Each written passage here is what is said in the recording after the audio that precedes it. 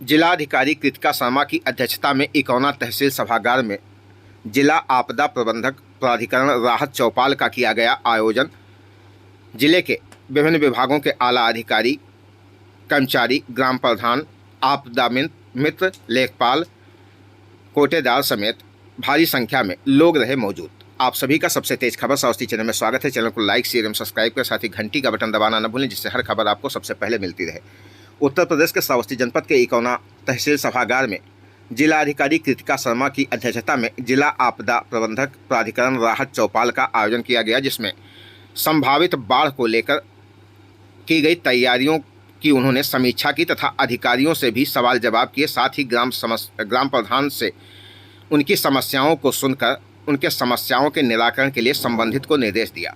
साथ ही इकौना तहसील परिसर में ही उन्होंने वृक्षारोपण कर लोगों से पेड़ लगाने की भी अपील की। श्रावस्ती जनपद के इकौना तहसील सभागार की तस्वीरें, जहां पर बैठक का आयोजन किया गया, वहीं तहसील परिसर में ही जिलाधिकारी ने स्वयं अपने हाथों से वृक्षारोपण कर लोगों से अपील की कि वो भी अलग अलग स्थानों पर वृक्षारोपण करें, जिससे प्रकृति को सही रखा जा सके। इस दौरान जिलाधिकारी के साथ साथ उप जिलाधिकारी इकौना, तहसीलदार व अन्य अधिकारियों ने भी वृक्षारोपण कार्यक्रम में शिरकत की।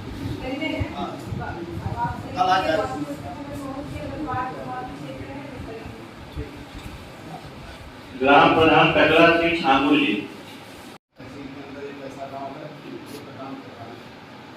मेरा गाँव पिछली बार 6/10/2022 को आई विस्ता में सारा गाँव हमारे तहसील के स्टाफ से बहुत सहयोग किया।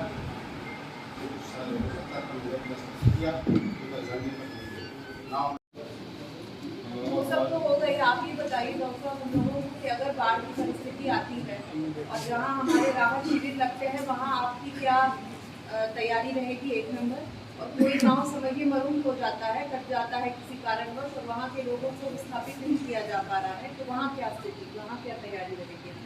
ये दो चीज़ें बताइए। टीम हमारे गठित कर दी गई है। डॉक्टर जो पैरामेडिकल स्टाफ है उसको नामित कर दिया। बाकी जो सेवा के लिए जो भी दवाइयाँ या जो आवश्यक सामग्री है सबकी भी उपलब्धता पर्याप्त है। अगर कोई ऐसी परिस्थिति बनती है स्तर पे राहत शिविर का आयोजन किया जा रहा है। इसके अलावा तहसील से नीचे भी एसडीएम, तहसीलदार इत्यादि जो मजरे हमारे विशेष रूप से इफेक्टेड रहते हैं, वहाँ पे छोटे स्तर पे भी ग्राम प्रधानों, सचिवों, लेखपालों को लेकर ग्राम स्तर पे और मजरे के स्तर पे राहत चौपाल कर रहे हैं। तो हमारी सारी तैयारियाँ हो चुकी हैं। नाव, नाविक इत्यादि, गोताखोर और हमारे जो मजरे इफेक्टेड हैं वहाँ बांधों का काम कर लिया गया है तात्कालिक व्यवस्था के तौर पर। और जो टेंडर इत्यादि किए जाने थे राहत सामग्री के, वो भी हमारी तरफ से कर लिए गए हैं। और स्पीड बोट इत्यादि के लिए हमारी सारी तैयारियां हो चुकी हैं। तो इस बार उम्मीद है कि बाढ़ की अगर परिस्थिति होती है तो जनपद श्रावस्ती में कोई समस्या उस तरह की हम लोग उससे सम्मुखीन। ग्राम पंचायतों के गाँवों का संबंधित मजरों का राहत चौपाल कर लिया जाए। आम जनमानस से संबंधित जो सूचनाएं जिनका प्रचार प्रसार किया जाना है वो उन तक लगा दी जाए।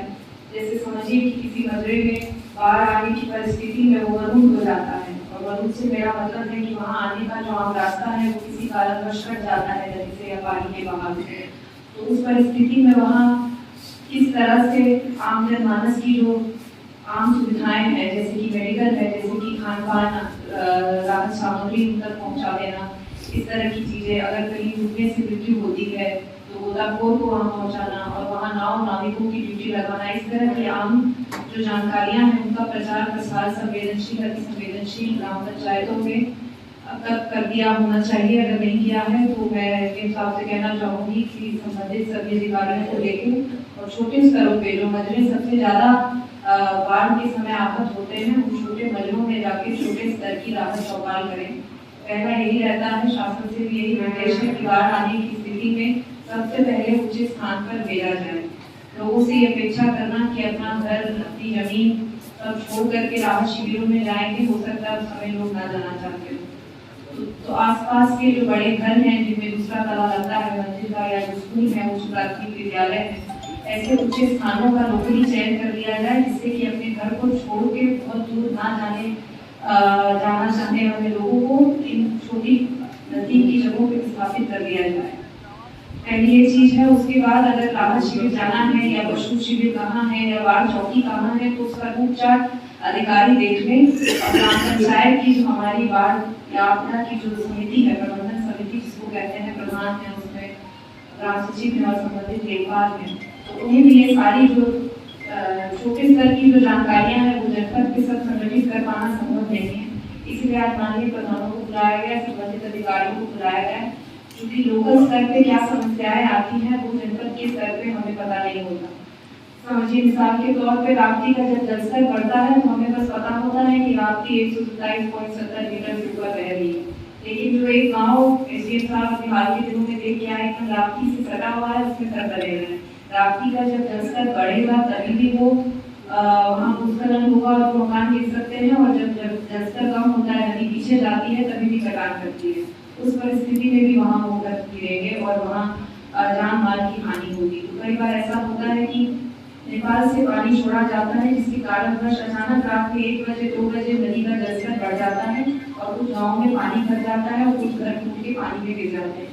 तो उस परिस्थिति में सूचना का आदान प्रदान बहुत आवश्यक है, और इसीलिए आज जो लोकल स्तर पे जो अधिकारी और जो जनप्रतिनिधि हमारे आपदा का प्रबंधन देखते हैं, उन लोगों को विशेष तौर पे आज यहाँ आमंत्रित किया गया है कि सूचना का आदान प्रदान उसका जो है वो किसी भी तरह से बाधित नहीं होना चाहिए।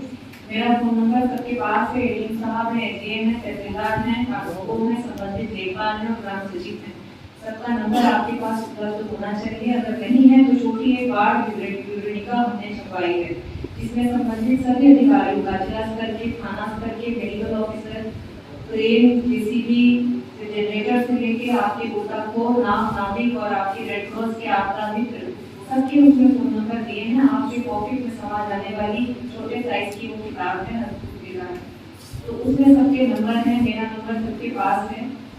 कोई भी आपदा, बाढ़ हो या अन्य कोई भी आपदा हो, उसकी परिस्थिति में सूचना का आदान प्रदान आप लोग सुनिश्चित करेंगे, ये हमारी आपसे अपेक्षा है। इसके अलावा राहत सामग्री का वितरण लेके कुछ जनप्रतिनिधियों में रोष रहा है, तो उसके लिए मैं कहना चाहूंगी कि प्रधान, ग्राम सचिव और लेखपाल की एक प्रबंधन समिति होती है, जिसके माध्यम से जब तहसील को डिमांड प्राप्त होती है तो जैसे ही बाढ़ आपदा आती है, जनपद के स्तर पे हमने टेंडर कर दिया है। आपका जो पैकेट से दाल, दलिया, चावल इत्यादि जाता है और जो खाना वक्त के मिलता है, पका भोजन, दोनों का राहत शिविरों में टेंटे इत्यादि सामग्री के सप्लाई का टेंडर कर दिया गया है। जैसे ही सूचना मिलती है कि जलस्तर बढ़ा है और कुछ नाम इससे जो है इफेक्टेड हुए हैं, सूचना मिलते ही राहत सामग्री उपलब्ध करा दी जाएगी।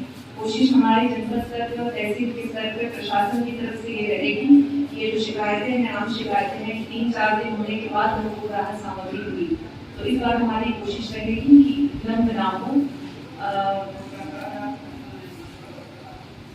ये सारी चीजें हैं। राहत शिविर मैंने कहा सभी लोग अपने स्तर पे कर लें, प्रधान सचिव और बाकी सभी जो संबंधित